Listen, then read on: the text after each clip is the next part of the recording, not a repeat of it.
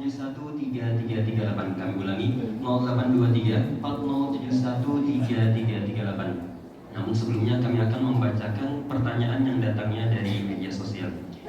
Baik Buya, pertanyaan yang pertama. Assalamualaikum warahmatullahi wabarakatuh. Semoga Buya dan keluarga senantiasa dalam lindungan Allah Subhanahu wa Ta'ala. Saya izin bertanya Buya, ada dalil atau hadis bahwa Allah lebih menyukai orang alim yang tidur daripada orang yang tidak berpengetahuan lagi sholat? Apakah benar Buya? Bukankah sholat itu kewajiban setiap muslim? Bagaimana jika ada orang alim yang meninggalkan sholat dengan sengaja dan mengatakan orang fakir ilmu yang melaksanakan sholat tidak lebih baik dari dirinya karena mengacu pada dalil atau hadis tersebut? Mohon tanggapannya Buya. Jazakallahu khair. Wassalamualaikum warahmatullahi wabarakatuh. Disebutkan oleh ulama ahlinya dalam ini adalah ulama dalam ilmu hadis. Itu hadis dikatakan bukan hadis yang benar. Ini bukan hadis yang benar menurut para ulama. Ya, orang tidur sama orang bodoh yang sholat, lebih bagus yang tidur yang beribadah. Memang ada dinukil riwayat semacam itu, akan tapi dikatakan para ulama hadis kan. Cuman ada biasanya keterangan para ulama itu dalam keadaan darurat itu harus diomongkan begini.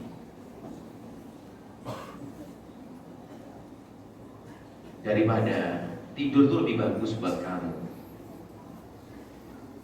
daripada kamu buka YouTube nonton yang enggak itu. Beda ini kasusnya, omongannya itu beda ceritanya. Jadi bukan kalau masalah orang sholat tetap sholat, apalagi jika kewajiban. Jadi nggak ada hadis itu adalah para ulama mengatakan itu tidak. Nah, karena secara makna nggak bisa diterima dong orang tidur ke orang lebih daripada orang sholat. Nggak ada semacam itu. Jadi itu dikatakan tidak ada. Adapun makna yang dihadirkan para ulama itu dalam rangka menyebut misalnya keutamaan. Ada orang sholat, ya. Ada orang misalnya ini secara hakikat begini. Orang alim itu setelah dia belajar, ngajar, kemudian setelah itu capek, kemudian dia tidur, tidurnya sudah ibadah. Karena setelah tidur dia akan ngajar lagi, maka tidurnya dia itu bisa saja lebih bagus, bisa saja, tapi jangan disebutkan ke Nabi dong. Menyebatkan Nabi itu yang bahaya. Bisa saja dia lebih bagus daripada ibadah kita ini orang awam. Ibadah kita hanya untuk kita. Tapi ini orang alim, tidur itu mau bangun aja untuk mengajar. Kalau menyebutkan makna ini benar, tapi jangan ngomong qala Rasulullah, maka kami ingatkan yang paling bahaya itu dikit-dikit qala Rasulullah. Sampai sekarang itu harus disebutkan Nabi itu bahaya, bahkan seperti ada orang punya sholawat. Tiba-tiba langsung ngomong, siapa baca sholat kata Nabi, yang baca sholat ini akan dapat gini. Oh dia sholat dia yang buat kok kata Nabi. Jadi jangan saya berbohong atas nama Nabi Muhammad SAW, itu bahaya, nggak boleh. Berbohong atas nama Nabi Muhammad SAW nggak boleh. Cuman bisa jadi betul tidurnya orang itu lebih bagus daripada sholatnya orang di sebelahnya. Karena tidurnya dia capek karena ibadah tadi dan sebagainya. Kemudian yang sebelah itu sholatnya sholat ngelantur, ngomong dan sebagainya, sholat sunnah misalnya. Itu secara makna bisa jadi, tapi itu mengatakan itu dari Nabi SAW tidak bisa. Harus waspada karena kita mengatasnamakan Rasulullah. Kalau alaihi ta'amidan, bagi terbawa mengatakan binatna, kita atas nama Nabi, serem tempatnya neraka seperti itu. Wallahu a'lam bishawab. Masya Allah, seberjajan dan atas jawabannya. Baik, selanjutnya kami berikan kesempatan kepada hadirin jamaah yang ingin bertanya langsung kepada guru kita tercinta Buya Yahya. Dari jamaah bapak satu orang dan dari jamaah ibu-ibu satu orang, dengan satu orang satu pertanyaan. Dimulai dari jamaah bapak, silahkan.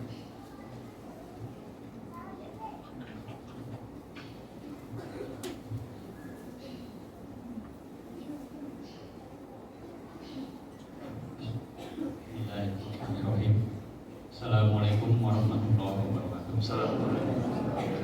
Allahumma sholli wa sallim ala sayyidina Muhammad wa ala ali sayyidina Muhammad. Abang Buya ingin bertanya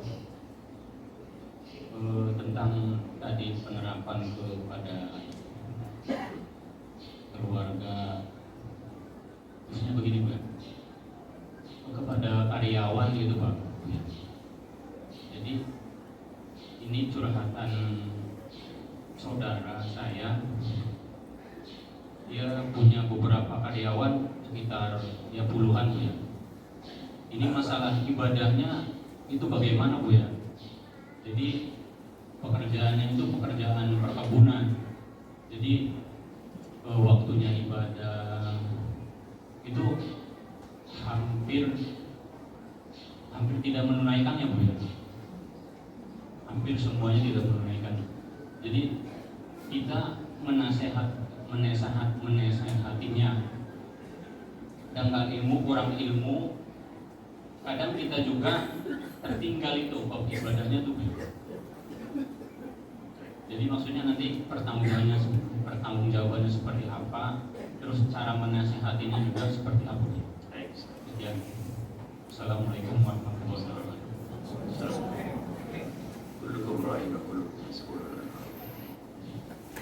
Semua kalian ini adalah punya tanggung jawab dan akan ditanya tentang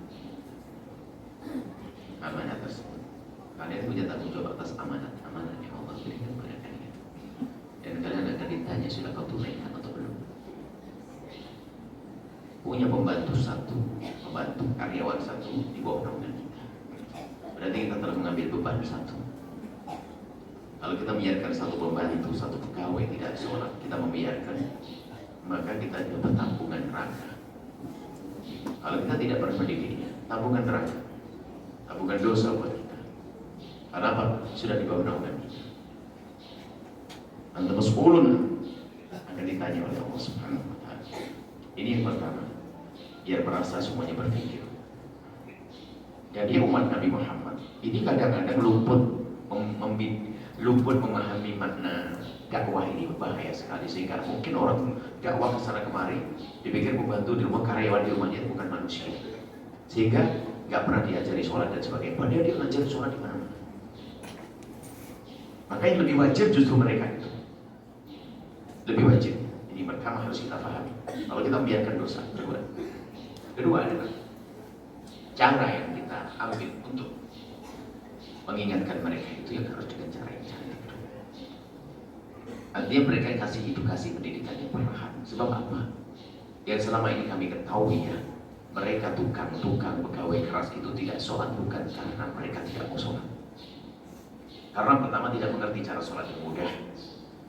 Cuma kadang disiplinnya manajemen sehingga seolah-olah gak ada waktu lagi. Padahal bisa saja disiplinkan waktu. Atau dari perusahaan kurang memberikan kesempatan naik haruan aja jadi malas. Padahal seharusnya bisa. Jadi karena itulah makanya yang banyak meninggalkan sholat bukan karena nantang Allah, karena mereka tidak ngerti sholat yang gampang. Makanya kalau dibuat kebun ya di kebun, tanah itu suci aja nih. Anda kasih contoh sholat di atas tanah liat, jidat hitam kena tanah liat, gak ada masalah, sholat sah. Bahkan kadang kami sering sholat di tempat-tempat ibadah pasir dan sebagainya, kami tidak mau dikasih sajadah. Kenapa? Biar kasih contoh orang bahasanya sholat di atas tanah itu sah. Tanah itu suci kok. Nah, barangkali kalau tidak nyaman, cukup aja di jidatnya kasih daun jati begitu, di bagian jidatnya tuh sujud biar tanahnya tuh nggak ngirup debu, yang boleh saja dikasih daun pisang kayak ada daun jati atau daun lamporo dipotong-potong sejajar begitu kan, menjadi membatasi antar hidup dengan debu biar debu nggak naik, sah begitu. Waduh, kotor celana saya, kotor itu tidak najis. Anda bisa sholat dengan baju yang berlumpur atau baju yang penuh dengan oli karena kerja di bengkel, sah, karena oli tidak najis. Sebenarnya kita pun membahamkan bahasanya sholat itu gampang. Dan tidak harus pakai kopiah putih, pakai baju putih, enggak. Memang kesempurnaan iya, tapi kalau sudah kita tekankan tentang kesempurnaan, yang wajib pun jadi berat. Jadi dari awal dulu laksanakan kewajiban. Untuk pun sangat mudah. Tidak harus pakai keran yang mengalir, kolam dosa di kolam itu. Nah, ini jadi permasalahan mereka itu adalah karena tidak mengerti ternyata sholat itu mudah. Kita pahamkan, kita aja duduk, tidak sekedar kita pahamkan. Anda bisa belajar, kalau Anda bisa punya karyawan, Anda bisa duduk dengan ustaz-ustaz di sini 1 jam saja. Setelah itu Anda praktekkan di sana begini-begini, oh senang mereka. Dan kita juga pernah pengalaman di sini pertama kali bangun pondok ini kan kita bingung. Waktu itu cari tukang susahnya yang sholat. Cari tukang sholat susah, ya Allah. Dapat tukang yang sholat kena yang tidak, kena yang sholat pun terus bingung. Dan ada yang bangun ke tempat ini sama masjid. Bingung, cari tukang susah. Kirain tukang ahli neraka semuanya, kan begitu.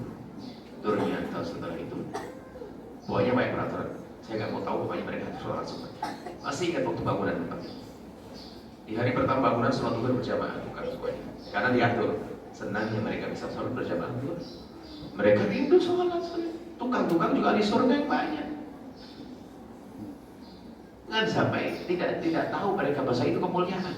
Nggak seperti itu. Jadi mudah sholat. Bengkel di atas oli sah. Oli tidak najis. Uang oli bagaimana menghalangi air?